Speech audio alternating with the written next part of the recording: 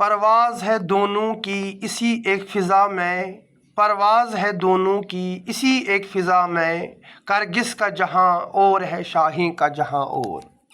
Hello and welcome back to ASM classes. This is me Adil Sayaf और मैंने यहाँ पे economic lecture series for FAA exam start की है, जिसका बहुत ही अच्छा रिस्पॉन्स रहा है। और जो मेरे पिछले वीडियोस थे उनमें मैंने आपको ये बताया था कि after completing the lecture series I will start the MCQs of the same. और हमने जो हमारे लास्ट थर्सडे थी उसका पहला MCQ सेट लाया है, that was just the introduction. और उस वक्त मैंने आपको बताया था ये जो हमारी क्लासेस रहने वाली है MCQ सीरीज़, ये वीकली 2 बार आया करेंगी, एक तो थर्सडे को और दूसरा जो हमारा संडे है। आज संडे है, आज हम जो हमारी लेक्चर सीरीज़ है उसका दूसरा पार्ट लेके आ रहे हैं। मैंने आपको ऑलरेडी बता के रखा था जो हमारा ये टॉपिक है कंज्यूमर्स इक्विलिब्रियम एंड इंडिफरेंस करो, इसको अच्छे से रिवाइज कीजिएगा ताकि आप यहाँ पे मैक्सिमम क्वेश्चंस अटेम्प्ट कर पाओ। स्टार्ट करने से पहले आप एक काम करेंगे, जब भी मैं कोई MCQ यहाँ पे आपके सामने बोलूँगा आप इसको पहले पास करोगे, उसके बाद खुद ट्राई करोगे, देखोगे कि आपके कितने क्वेश्चन सही हो रहे हैं, मुझे फिर कमेंट में बताइएगा, ठीक है ना। और वन मोर अनाउंसमेंट, जो हमारी अब नेक्स्ट वीडियो होगी वो हमारी होगी थर्सडे के दिन हम डिमांड एनालिसिस पे एक वीडियो लाने वाले हैं MCQs का। अगर आपने मेरी जो वीडियोस है अभी तक नहीं देखे हैं, जाके उनको एक बार देखो। अगर आपके पास टाइम कम है या अगर आप ऑलरेडी नोट्स बना रहे हैं, वेल एंड गुड। अगर नहीं है तो आप मेरा कोर्स परचेज कर सकते हो। ऑलरेडी बहुत सारे बच्चों ने यहाँ पे मेरा कोर्स परचेज किया है at a very low cost हमने उसकी रखी है। फिलहाल आप क्या करोगे, you will just revise the demand analysis, उसके बाद थर्सडे को आप यहाँ पे आओगे और क्वेश्चंस अटेम्प्ट करोगे, ठीक है ना। So let us begin the first question. Hold a second. हाँ, the law of diminishing marginal utility states that as a consumer consumes more and more units, the marginal utility derived from each successive unit. Already मैंने in detail law of DMU पढ़ाया है। मैं फिर से आपसे request करता हूं, अगर आपने अभी तक वो वीडियो नहीं देखा है, go and watch that video, उससे आपको एग्ज़ाम में बहुत ही ज़्यादा मदद मिलेगी, ठीक है ना। तो चलिए हम अपने आंसर पे आते हैं। पहले हम क्वेश्चन समझने की कोशिश करते हैं। क्वेश्चन क्या बता रहा है? क्वेश्चन ये बता रहा है कि जो law of diminishing marginal utility है, ये क्या हमें समझाता है? उस वक्त भी मैंने आपको बताया था, the higher we go the lesser we want. That means यहाँ पे जो हमारी मार्जिनल यूटिलिटी, जितना हम ज़्यादा कंज्यूम करते जाएंगे उतनी जो हमारी यूटिलिटी है वो क्या हो जाएगी? दैट विल गोज ऑन, वो डिक्रीज हो जाएगी। So the answer of first very MCQ is marginal utility starts decreasing as we consume more and more units of a good, ठीक है ना। देन उसके बाद हमारे पास सेकंड क्वेश्चन है, at the point of satiety. Point of satiety अगर आपको याद होगा, यहाँ पे जो हमने ऐसे एक 2 डायग्राम्स बनाई थी, मेरी लेक्चर नोट्स पे वो सारे डायग्राम्स मौजूद है। ये हमारा यहाँ पे फर्स्ट डायग्राम है, देन ये हमारा यहाँ पे सेकंड डायग्राम है। ये टोटल यूटिलिटी करो की डायग्राम है और ये यहाँ पे मार्जिनल यूटिलिटी करो की मार्जिनल यूटिलिटी करो है।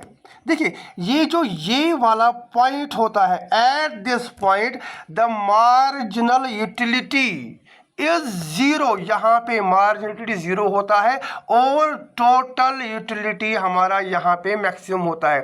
That means at the point of satiety the marginal utility, यहाँ पे किसकी बात की जा रही है? मार्जिनल यूटिलिटी की। द मार्जिनल यूटिलिटी इज, फिर क्या होगी? वो हमारी यहाँ पे 0 होगी, ठीक है ना। समझ आया ये? उसके बाद हमारे पास थर्ड क्वेश्चन है, टोटल यूटिलिटी। अभी जो मैं आपको डायग्राम दिखा रहा था, टोटल यूटिलिटी स्टार्ट्स डिक्रीजिंग ये बताओ मुझे, जो हमारी टोटल यूटिलिटी है ये कब डिक्रीज हो जाती है? व्हेन, जो हमारी मार्जिनल यूटिलिटी बिकम्स, जब ये नेगेटिव बन जाती है, जब ये डिक्रीज हो जाती है फ्रॉम दिस 0 पॉइंट, जब मार्जिनल यूटिलिटी हमारी डिक्रीज हो जाती है, एट दैट पॉइंट यूटिलिटी है ये कब डिक्रीज हो जाती है? When marginal utility becomes negative. उसके बाद मैंने आपको बताया था जो यूटिलिटी है इसको हम दो अलग अप्रोच से पढ़ सकते हैं। एक अप्रोच हमारे पास आता है कार्डिनल यूटिलिटी अप्रोच, दूसरा अप्रोच हमारे पास आता है ऑर्डिनल यूटिलिटी अप्रोच। कार्डिनल में मैंने आपको बोला था, जो इकोनॉमिस्ट थे इन्होंने बोला था utility can be measured in numbers, लेकिन जो ऑर्डिनल यूटिलिटी के प्रपोनेंट्स थे इन्होंने बोला नंबर्स में नहीं, हम क्या करेंगे, यूटिलिटी जो है इसको हम रैंक्स में मेजर कर सकते हैं। फिर मैंने ये भी बताया था कार्डिनल यूटिलिटी अप्रोच किसने दिया था, ऑर्डिनल यूटिलिटी अप्रोच किसने दिया था। कार्डिनल यूटिलिटी एल्फ्रेड मार्शल मैंने उस वक्त बताया था, और जो ऑर्डिनल है ये मैंने आपको बताया था हिक्स एंड एलन अप्रोच भी इसको बोला जाता है, ठीक है ना। सो इस हिसाब से जो हमारा फोर्थ क्वेश्चन है इसका सही आंसर क्या रहेगा, who is primarily associated with the cardinal utility approach, that means is none other than, यहाँ पे कौन आएगा हमारा, एल्फ्रेड मार्शल, यहाँ पे आंसर आ जाएगा, ठीक है ना, समझ आया ये। उसके बाद हमारे पास क्वेश्चन नंबर 5। क्वेश्चन नंबर 5 हमें ये बता रहा है कि in case of a single commodity case, दो कमोडिटी केस भी होती है, सिंगल कमोडिटी केस भी होती है, ए कंज्यूमर रीचेस, पढ़ाया है मैंने कहाँ, कब ये कंज्यूमर इक्विलिब्रियम पे होगा, when MUX is equal to price of X। Simply ये डेफिनेशन, ये फार्मूला उस वक्त मैंने आपको बताया था, when the marginal utility of a good is equal to the price of that good. Answer C part option. Then उसके बाद हमारे पास क्वेश्चन नंबर 6 आएगा, लॉ ऑफ इक्विमार्जिनल यूटिलिटी। ये होता है हमारा जब हम टू कमोडिटी केस में यूटिलिटी को स्टडी करते हैं, that is called as law of equimarginal utility, या इसको बोला जाता है law of substitution. Law of diminishing marginal utility goes in first law, goes in a second law, law of equimarginality. Beta, remember this point, law of equimarginal utility is also called as goes in a second law. It is also called as law of substitution, and this law applies in case of two commodities. समझ आया? Question number 6 आपको समझ आया। Then उसके बाद we have question number 7, the units of utility are known as. अब ये किसने बताया था, जो हमारे कार्डिनल यूटिलिटी के प्रपोनेंट्स थे, उन्होंने बताया था यूटिलिटी को हम किससे मेजर कर सकते हैं, utility can be measured in utils. Then question number 8, if the marginal utility of a last unit is 20 and the price is $4, what is the marginal utility of money? सीधा करो, 420 divide by 4 वो कितना आएगा हमारा, वो हमारा 5 आएगा, MUX divided by price of X। अब मार्जिनल यूटिलिटी कितनी निकल रही है 20, प्राइस कितना है इसका 4, वो सीधा आंसर, वो एक सेकंड, वो सीधा हमारा क्या, कौन सा आंसर आ जाता है, वो हमारा यहाँ पे आंसर आ जाता है। समझ आया कैसे निकाला मैंने क्या किया, मैंने यहाँ पे सिंपली किया MUX divided by price of MUX 20, price हमारा 4, वो हमारा कितना निकल के आ गया, वो हमारा 5 निकल के आ गया। देन उसके बाद क्वेश्चन नंबर 9, ऑर्डिनल। अभी मैंने आपको बताया ordinal utility assumes utility can be measured in quantitative terms। हम यूटिलिटी को किस में मेजर कर सकते हैं, क्वांटिटी टर्म्स, नंबर्स में हम क्या करेंगे, यहाँ पे यूटिलिटी को मेजर करेंगे। Then the slope of total utility curve is represented by, ये किससे रिप्रेजेंट होती है, एवरेज से तो नहीं होती है। इंडिफरेंस कर्व अलग कंसेप्ट है, बजट लाइन हमारा अलग कंसेप्ट है। देन उसके बाद हमारे पास क्या बचा, हमारे पास बचा मार्जिनल यूटिलिटी का कंसेप्ट बचा हमारे पास। रिमेंबर दिस पॉइंट, इंपॉर्टेंट है। ये सारे क्वेश्चंस मैंने आपको ऑलरेडी बताया है, मुझे बहुत मेहनत लगती है क्वेश्चंस को ढूंढने में, एक एक करके। जो मुझे लग रहा है कि एग्जाम में जहां से मैक्सिमम क्वेश्चन आने के चांसेस है वो क्वेश्चंस मैं आपके लिए यहाँ पे लेके आ रहा हूँ, ठीक है ना।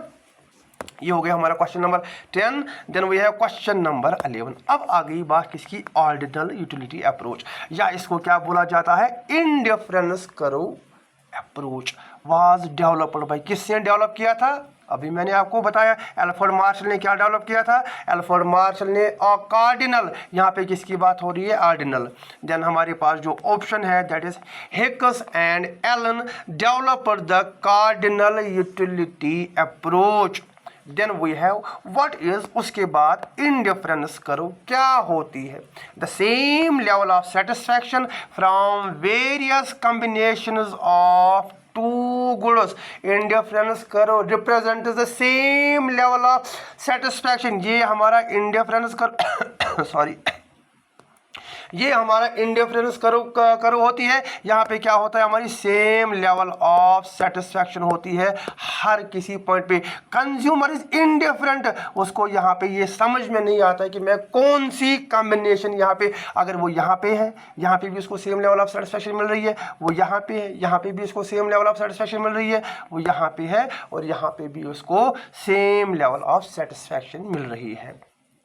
मैंने आपको ऑलरेडी बताया है, आप एक बार क्या करोगे, उसको जो मैंने लास्ट थर्सडे को बताया था, इस चैप्टर को रिवाइज करोगे। आपने इस चैप्टर को आई होप अच्छे से रिवाइज किया होगा, मेरे लेक्चर नोट्स आपने पढ़े होंगे या वीडियोस आपने देखे होंगे, और मैं उम्मीद करता हूं आप मैक्सिमम क्वेश्चन यहां पे अटेम्प्ट कर पा रहे हो। Then question number 13, why indifference curve is, ये क्या होती है, it is convex to the origin. ये ऐसी होती है, ठीक है ना। And why it is convex to the origin, जरा बताइए रीजन, बताया था मैंने उसे, बिकॉज ऑफ द डिक्रीजिंग या diminishing marginal rate of substitution. And what is MRS, MRS मैंने आपको बताया था, when we sacrifice one good in order to consume the another good, that is called as marginal rate of satisfaction. और जब आप इसको sacrifice करते जा रहे हो, लेट अस सपोज ये एक है, ठीक है ना, आपने इस एक गुड़ को सेक्रीफाइस किया एंड देन यहाँ पे बी गुड़ को, ए को आपने सेक्रीफाइस किया, बी को यहाँ पे आप क्या कर रहे हो, गेन कर रहे हो। This is called as marginal rate of substitution. Then marginal rate of substitution is calculated as MRX XY, ये किसके बराबर होता है, ये हमारा होता है बराबर change in y divided by change y में या b में कितना चेंज हो रहा है और a में यहाँ पे कितना चेंज हो रहा है, ठीक है ना। Then we have question number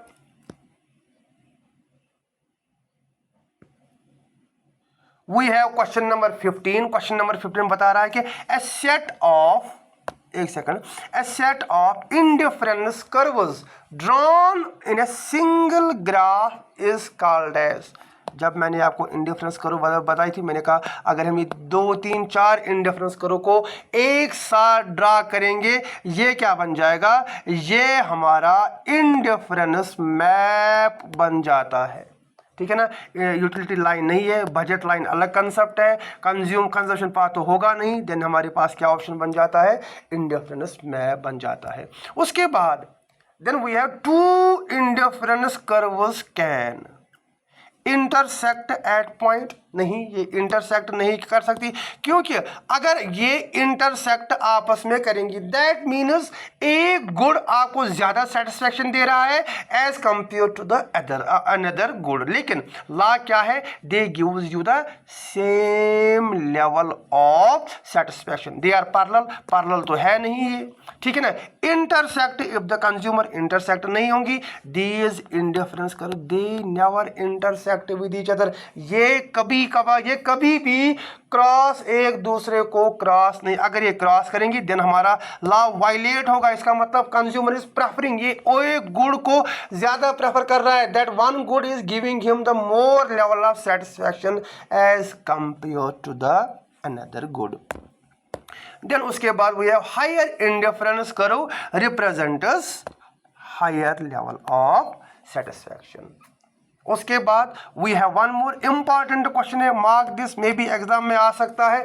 if two goods are perfect substitutes, ये भी मैंने आपको बताया है कि अगर दो गुड्स आपस में परफेक्ट सबस्टिट्यूट्स होंगे देन इंडिफरेंस करो कैसी होगी उस वक्त, that will be a straight line. समझाया है मैंने, एक बच्चे ने एक क्वेश्चन पूछा था कमेंट में, फिर जब मैं डिमांड एनालिसिस का टॉपिक लेके आया था उसमें पहले ही मैंने, आई गेस पहले के लास्ट में, लेकिन उस वीडियो में मैंने ये समझाया है कि in case of perfect substitutes indifference curve straight line क्या होती है, and in case of perfect complementary goods what is the shape of indifference curve. ये आप याद रखोगे, स्ट्रेट लाइन होती है in case of perfect substitutes. ऐसे सबस्टिट्यूट्स आप ऐसे इसको याद रख सकते हो, ऐसे स्ट्रेट लाइन। देन उसके बाद we have question number 19। Question number 19 जो पंचायत अकाउंट्स असिस्टेंट का पेपर था उसमें ये क्वेश्चन आया था, if two goods are perfect complements, complementary है, the indifference curve will be, ये परफेक्ट कंप्लीमेंट्री मतलब क्या होता है, example right shoe and left shoe, एक जो आपका पेयर ऑफ शूज होता है अगर आप एक ही यूज करोगे वो हमारे किसी काम का नहीं होगा, जब तक वो दोनों हमारे पास नहीं होंगे तब जाके हम क्या कर सकते हैं, उनको यूज कर सकते हैं। That means at that point जो हमारी इंडिफरेंस कर्व है वो कैसी हो जाती है, वो एल शेप हो जाती है, ठीक है ना। उसके बाद the slope of indifference curve is, अब ये इसका जो स्लोप होता है ये कैसा होता है, इट इज, ये किससे, यहाँ पे एक्चुअली क्वेश्चन है the slope of indifference curve is determined by, ये कौन यहाँ पे डिटरमाइन करता है, it is determined by the marginal rate of substitution. पिछले वाले जो अभी मैं आपको बता रहा था व्हाट इज MRX, ठीक है ना, उसी से जो हमारा इंडिफरेंस कर्व का जो स्लोप होता है वो डिटरमाइन होता है। आई होप आपको वीडियो मेरा अच्छा लगा होगा, आपको ये MCQs अच्छे लगे होंगे, आपका अच्छे से रिवीजन होता होगा। अगर आपको मेरी ये लेक्चर सीरीज पसंद आ रही है please do share it, subscribe करो, सपोर्ट करो इसको, मैक्सिमम जो आपके फ्रेंड्स हैं, रिलेटिव्स हैं, जो भी पढ़ रहा है अभी FA के लिए उन तक पहुँचाओ, ठीक है ना। और अगर कुछ भी यहाँ पे अपडेट करने की ज़रूरत होगी you can like ask me in the comments, मैं वहाँ पे ट्राई कर रहा हूँ मैं हर किसी तक पहुँचूँ, हर किसी को वहाँ पे अप्लाई कर सकूं। देन उसके बाद बजट लाइन पे कुछ क्वेश्चंस है, ठीक है ना। Budget line shows the combination of two goods that a consumer can buy, लेकिन कब वो बाय कर सकता है, with his given income and prices. Budget line indifference करो के बाद मैंने आपको बजट लाइन पढ़ाया है, budget line determines where the, जब मैंने आपको बताया था ये तो हमारी इंडिफरेंस करो है, इंडिफरेंस करो पे यहाँ पे भी जो कस्टमर है वो ये डिसइक्विलिब्रियम पे आ सकता है, वो यहाँ पे भी इक्विलिब्रियम पे आ सकता है, वो यहाँ पे भी इक्विलिब्रियम पे आ सकता है, लेकिन अब जो कस्टमर है, जो कंज्यूमर है, वो कहाँ पे उसकी मैक्सिमम लेवल ऑफ सेटिस्फैक्शन हासिल होगी, जहाँ पे जो हमारी जिस कर्व है, बजट लाइन कर्व है, वो मैक्सिमम जो है वो टेंजेंट होगी एट दैट पॉइंट, ठीक है ना। ये थोड़ा सा गलत बन गया, अगर हम इसको ठीक करने की कोशिश करेंगे, एक सेकंड ठहरिए, लेटर सपोज नहीं, अब यहाँ ये पॉइंट आप ये कंसिडर करो, यहाँ पे ये वाला पॉइंट है, ठीक है ना, यहाँ पे एक सेकंड, यहाँ पे जहाँ पे जिस पॉइंट पे इंडिफरेंस करो और बजट लाइन टच करती है इंडिफरेंस करो को, टेंजेंट हो जाती है, दैट इज कॉल्ड एज, वो हमारा क्या होता है, कंज्यूमर्स इक्विलिब्रियम हो जाता है। अब यहाँ पे क्या पूछा गया है, budget line shows a combination of two, अब ये कब परचेज कर सकता है, विच इज गिवन, यहाँ पे दिखा रहा है कि कितना आपके पास पैसा है और आप उस पैसे से कौन से गुड्स एंड सर्विसेज को यहाँ पे कंज्यूम कर पाओगे। Then we have next question. The slope of budget line is determined by. जिन्होंने मेरे MCQs देखे होंगे उनको ऑलरेडी पता होगा, ठीक है ना। कमेंट करके मुझे इसका आंसर बताइएगा। इसका स्लो ये क्वेश्चन मैं आपके लिए छोड़ता हूँ। इस क्वेश्चन का मैं यहाँ पे आंसर मुझे कमेंट बॉक्स में बताइएगा इसका आंसर क्या होगा। Question number 22. Then we have question number 23. If the consumer's income increases, अगर वो इनकम उसकी, एक सेकंड ठहरिए, अगर कंज्यूमर की ये बजट लाइन है, अगर उसकी इनकम इंक्रीज होगी तो it will shift rightwards, और अगर उसकी इनकम डिक्रीज होगी इट विल शिफ्ट, ये कहाँ जाएगी, it will shift leftwards. So इसका आंसर क्या होगा, shift to the right. Then if the price of a good X falls the budget, अगर एक गुड़ का यहाँ पे प्राइस एक्स है, गुड़ एक्स है, उसका प्राइस फॉल हो जाता है at that time, rotates outwards from x axis intercept, ये कहाँ, ये एक्स एक्सिस की तरफ, एक ही गुड़ यहाँ पे, एक ही गुड़ की बाकी की, अगर ये एक्स गुड़ है, ये वाई है, ये वाई की तरफ रोटेट करेगी, ठीक है ना। ये ऐसे बनेगा, यहाँ पे उसकी डिमांड यहाँ पे क्या होगी, डिमांड कम नहीं, यहाँ पे उसकी डिमांड ज़्यादा बढ़ जाएगी। ऐसी हमारी जो इंडिफरेंट बजट लाइन है वो यहाँ पे इंटरसेप्ट करेगी। देन उसके बाद we have question number 25। Question number 25 क्या बता रहा है, ये हमें बताता है conditions for consumer's equilibrium in analysis, in equilibrium analysis is. अब ये कब इक्विलिब्रियम एनालिसिस पे होगा, शाबाश। इसका आंसर ये हमारा आएगा MRS, marginal rate of transformation of X Y is equal to price of X divided by price of Y. That means इसका जो आंसर होगा वो यहाँ पे होगा। अब अगर ये ज़्यादा होगा, MRS consumer will go on increasing, ये ज़्यादा इंक्रीज करेगा, लेकिन लॉ ऑफ DMU क्या बता रहा है कि the higher we go the lesser we want. और अगर ये कम होगा, कंज्यूमर क्या करेगा, ये ज़्यादा गुड्स एंड सर्विसेज को यहाँ पे परचेज करने की कोशिश करेगा। समझ आया।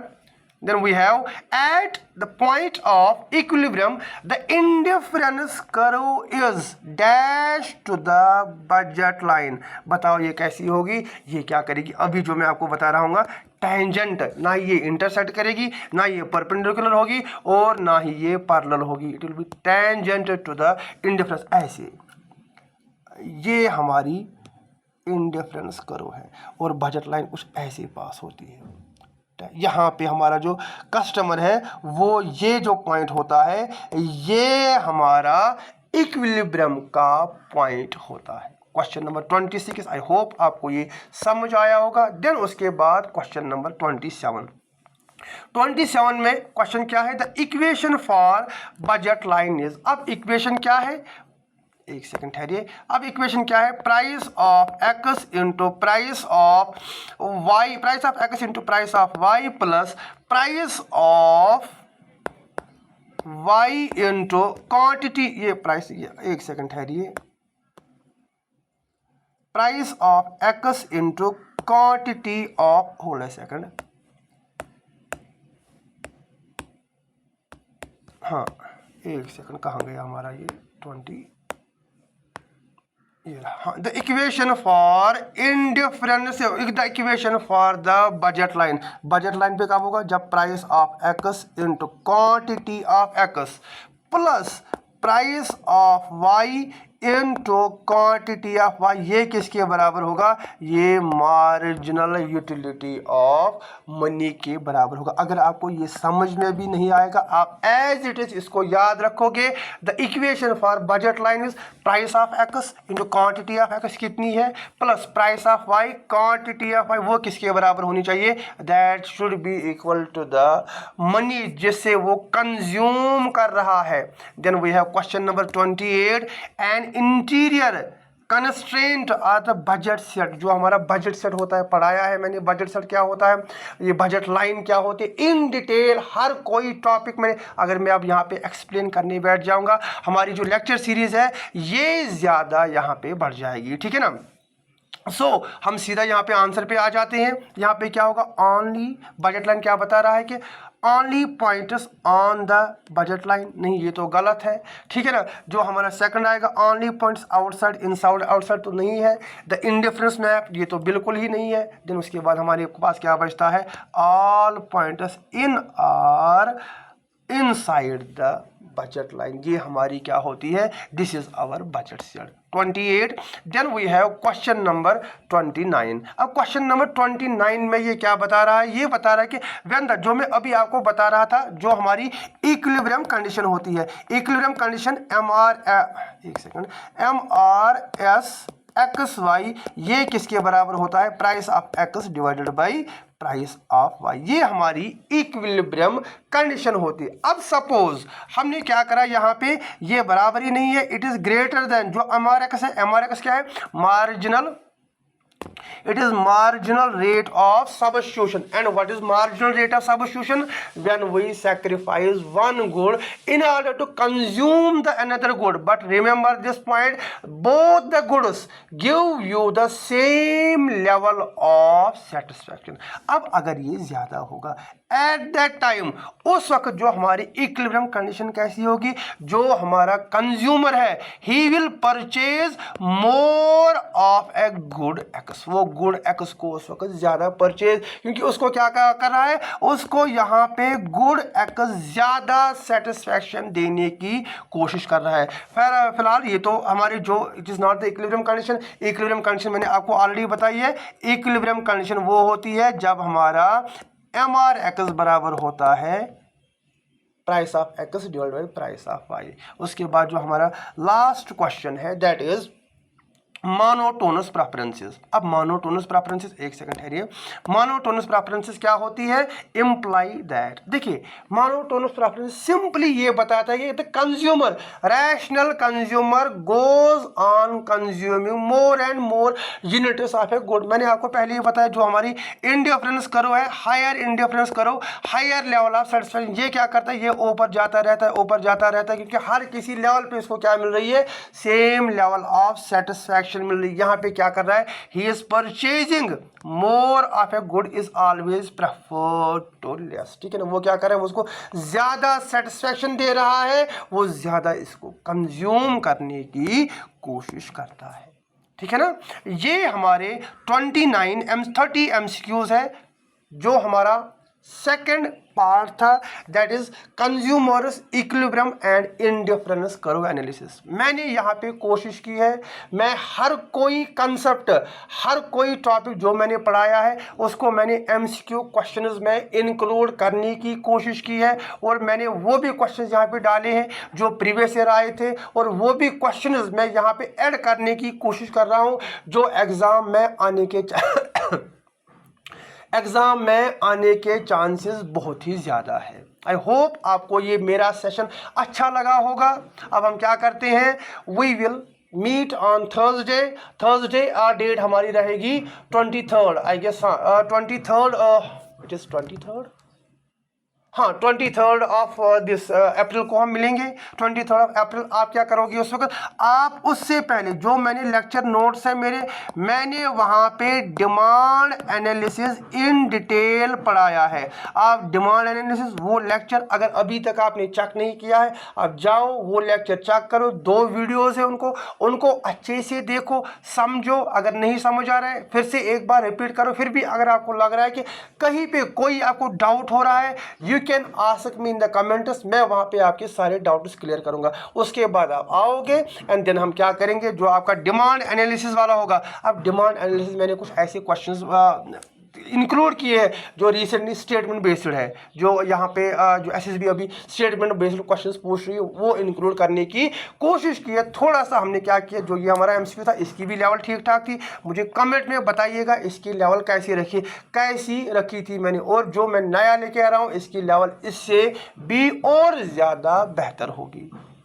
Keep revising. अभी आपके पास टाइम बहुत कम है। मेरी आप सभी से एक ही एडवाइस है, do not go for the new things. अगर आपका करंट अफेयर्स है ज़्यादा से ज़्यादा अप्रैल तक करो, क्योंकि जो आपका जून में एग्जाम होगा, मई का तो वो नहीं पूछेंगे। मई में आपका पेपर स्टार्ट हो जाता है। फिर उससे पहले जितना भी करंट अफेयर है वो कंक्लूड करो आप। नया चाहे आप साइंस है, आपका इंग्लिश है, आपका स्टैट है, आपका इकोनॉमिक्स है, आपका या अकाउंटेंसी है, जीके का कोई पोर्शन, नई कोई भी चीज़ अभी ऐड मत करो बेटा, उससे आपका टाइम ज़ाया हो जाता है। और वन मोर थिंग, अगर आप कोई अभी नई चीज़ ऐड करने की कोशिश करते हो, उससे वो चीज़ आप फिर रिवाइज ही नहीं कर पाओगे, और जो चीज़ आप रिवाइज नहीं कर पाओगे उसको अभी पढ़ने का फ़ायदा नहीं है। लेकिन मैं उम्मीद करता हूँ आप सभी ने, आपकी प्रिपरेशन बहुत ही अच्छी हाई लेवल पे होगी और अभी आपको ऐड करने की ज़रूरत नहीं होगी। हाँ, अभी आप क्या कर सकते हो, आप MCQ सीरीज़ जो है वो देख सकते हो, या